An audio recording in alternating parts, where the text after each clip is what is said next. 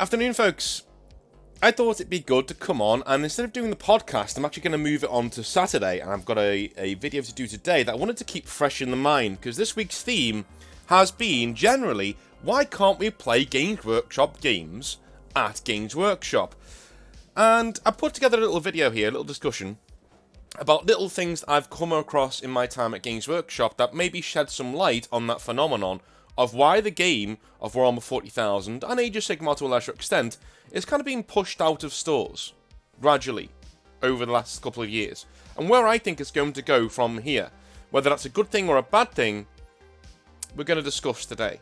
Firstly, if you like what I do, Patreon's down below, and if you don't like what I do, then feel free to dislike it and go and give somebody else your money, because at the end of the day, YouTube doesn't really pay us, so, support somebody else in the hobby.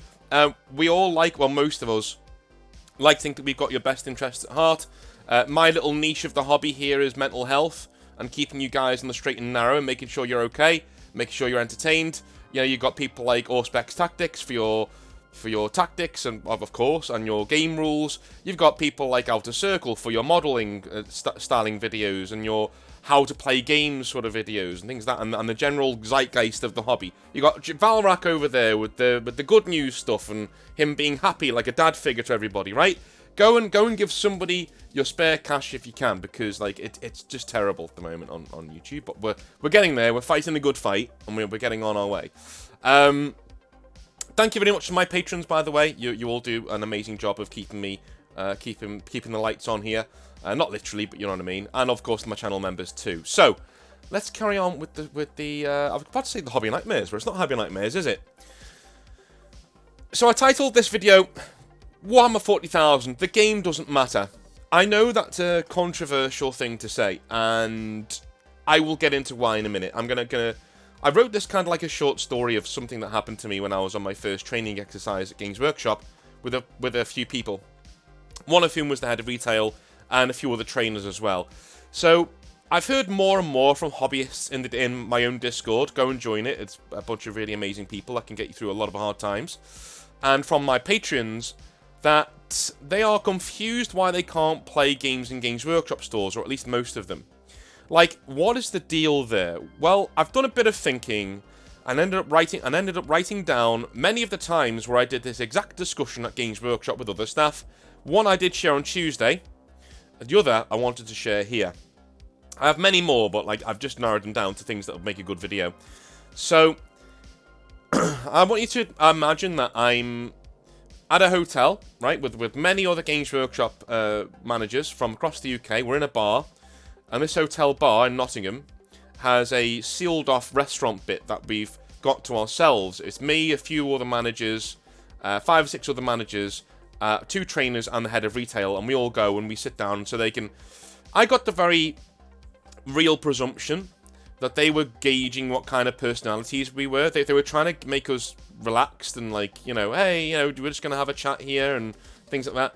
Whereas in reality, they were gauging who is Games Workshop material, quote unquote, and who isn't, essentially. I may repeat myself because I'm reading from a script, but I just wanted to get that out there before we start. So, the game in the end doesn't matter. These words were spoken to me by one of my trainers on my first evening at a training conference in Nottingham. My first as a manager. We sat at a table making small talk whilst around us other managers ate, and the head of retail held court at the end of the table, ignoring our end of the table to make a fuss of his anointed cronies. So he'd already taken a shine to 2 or 3 managers that he'd obviously heard good things about. One of those managers made a very big play of bragging to me at the bar about how he had stopped all games in his store, and any games that he did do were 500 points or below, and you had to book it long in advance to get a slot on a 4x4 table, and he did an hour booking, so you can only be there for an hour playing a game. And he's very proud of that fact. So it just goes to show who the head of retail was cultivating as part of his little inner circle. Anyway, I was on the other end of this table, as you might imagine, me being a rambunctious, 20-something who is coming in wide-eyed to the hobby. Oh my god, I'm in the inner circle. I'm literally at Games Workshop now. I've got the Games Workshop t-shirt on. Oh my god, right? Feeling like that. As the trainer said those words to me, though, the trainer that I'm talking to, in a happy Southern European accent, you know, the game in the end doesn't matter, he said, in response to one of my questions. I sat back and thought to myself, am I in the wrong place then? Because I've always loved the game. The game to me is the reason why I was in the hobby, and the reason almost anyone that I knew was in the hobby also. This was the disconnect, and it still is. How can a company that does so well have such a disdain for its own flagship product? The look on this trainer's face suggested the game was beneath him. Like, he didn't even want to talk about rules. That's how we got onto that discussion. I was talking about different releases that were coming up and what kind of rules they were going to have and things, and he showed a complete lack of interest, and in the end said, look, you know, to me, and to as a wider company, the game in the end doesn't matter. What? This is something that I think all massive corporations go through, though, when they are tied to a specific product. Wrestling. Bang. Segue. Like a pro. I watched this series, well, not a series, a documentary called Beyond the Mat back in the day, and Vince McMahon, who was the head of WWE at the time, a big wrestling promotion, talked about what he wanted his company to be, right?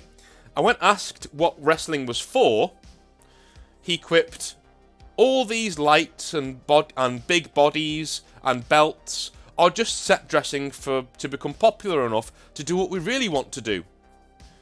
And the interviewer said, well, what's that? And Vince McMahon said, well, making movies.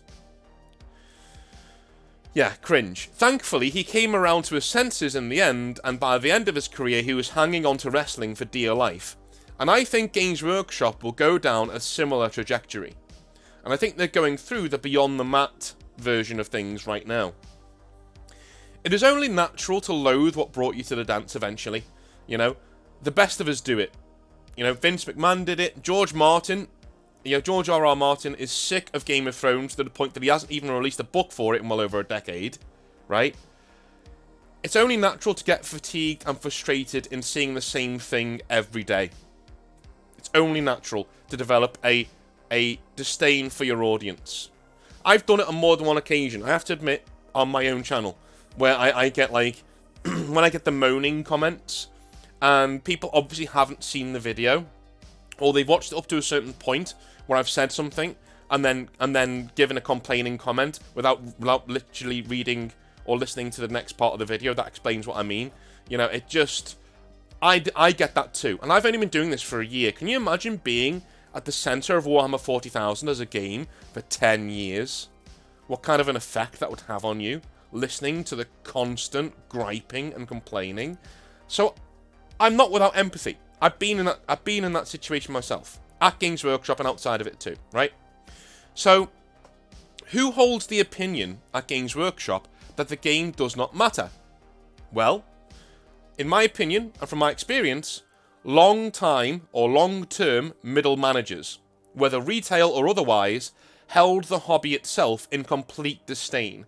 I remember my manager, telling me straight up, like most of the guys, we had a group called the Demonettes.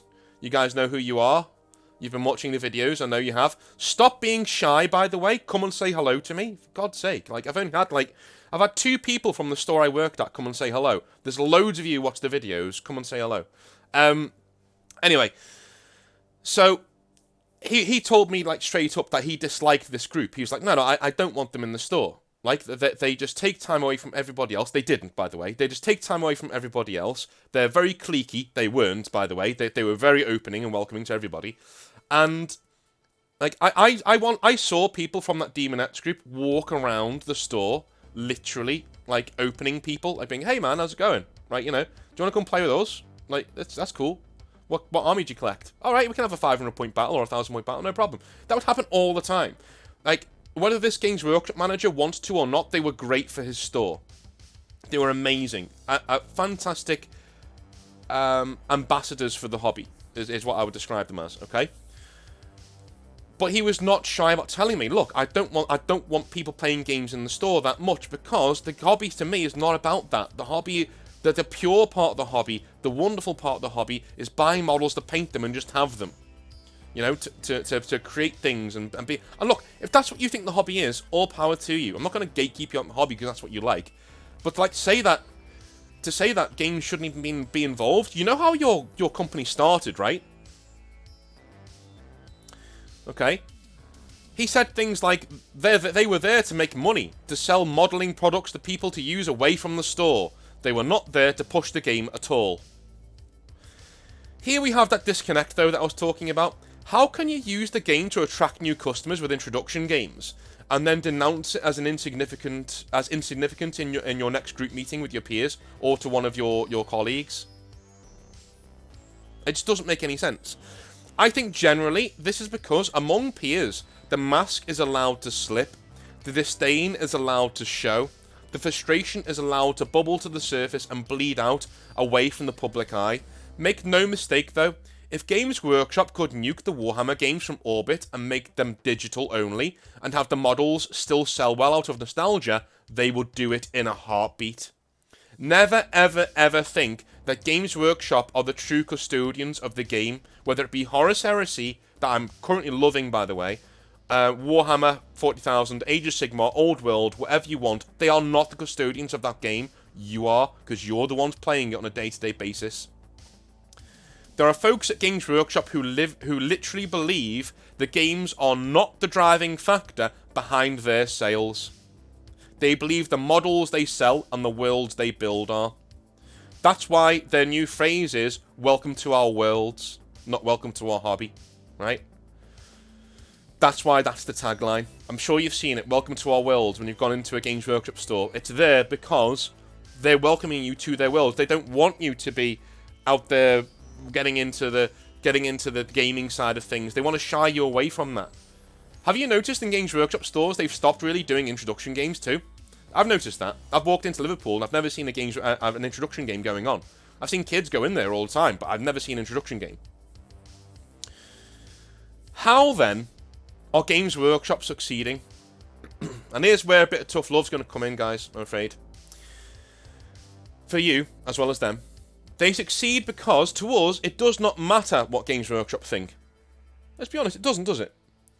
We know the lore is amazing, and the game allows us to experience those worlds through the game. So we will continue buying the models and the games, regardless of what Games Workshop think. What we can see with codex creep and the gradual splitting off of the hobby into component parts to be sold separately at a high price is essentially Games Workshop stuffing their pockets for a decade on their way out of the door. If that sounds alarmist, bear with me please. Trust me on this. They are on their way out of the door of the game of Warhammer 40,000 or any games being played in store or by their company in general. The day is coming, guys, I'm telling you. After 10th edition, when we may even see a complete abandonment of 40k as a game altogether. A handing off of the game to the gaming public of the rules, so that Games Workshop can move on their games to a digital format on which a small team works very cheaply, whilst the rest of the company is geared towards two things. Number one, making models for whales to buy, like me and you. Number two, expanding the brands, the worlds of Warhammer 40,000, Age of Sigmar, and the Old World to more people like Creative Assembly, movie studios, and even people like Netflix. Grow the brand, sell the models. Do that, and you don't really need the game to sell your models. The day is coming, I'm telling you. The day is coming. Whether it's a 10th edition, I'm thinking 10th edition. I shit you not. Honestly, I shit you not. I think 10th edition might be the last edition that is completely governed by Games Workshop. That, as a book format edition, that comes with a big box. I honestly think that this might be the last one. I think 11th edition and things like that will all be versions of 10th. There'll be a 10.1, 10.2, you know what I mean? And there'll be a small online team at Nottingham who are bring out patches for online versions of the game. PDF rules, you know what I mean? They'll bring out new updated PDFs all the time that hopefully will be free, but probably won't. But they might be free on Warhammer Plus.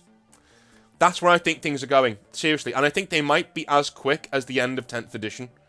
You know, this is like 4 or 5 years' time. So in 4 or 5 years' time, I honestly think we may be seeing an announcement from Games Workshop that, hey, 11th is in the works, but it's not going to be as you think. It's going to be online. We're not going to give you a box set. You know, we're going to give you... We might even give you a box set, but it won't have the rules in it. The rules are free, right? The game's being handed off to you guys, because we don't give a shit about the game. We don't want the game. You're not allowed to play those games in our stores anymore. Go and play them on your own time. You can still buy all the products from us, though. Thanks. Thanks for your money. Right? That day is coming. We need to be ready for that. That is my prediction anyway. I could be wrong, but from what I've had told to me, right? I know one at Games Workshop has said, right, Northern Exile, this is what's happening, right? I am looking at the way the wind is blowing and how quickly it's blowing and how many things I'm hearing from ex-colleagues, how many things I've been hearing when I was even working at Games Workshop for 2 or 3 years, all of the time that I had there with my ear to the ground and what I've been told since. I think that's the way the wind is blowing. That's where we're going. And it could be as soon as 5 years when 11th edition is supposed to come out. That's my prediction anyway. Games Workshop will be stepping away from the games eventually if the attitudes within the company continue to germinate. Does that need to be a bad thing though? They've given you the bad news, or what I think is going to be the bad news, but does that need to be a bad thing? We already have one-page rules, and how bad would it be for a free download of 11th edition with free to download public domain codexes? How bad would that really be? Would it be really bad if Games Workshop just said, the rules are yours, we'll just do the models? Would that be a terrible thing? Would the game actually die just because those who were its trusted guardians, they threw it to the wind in pursuit of immense profits? I don't think so.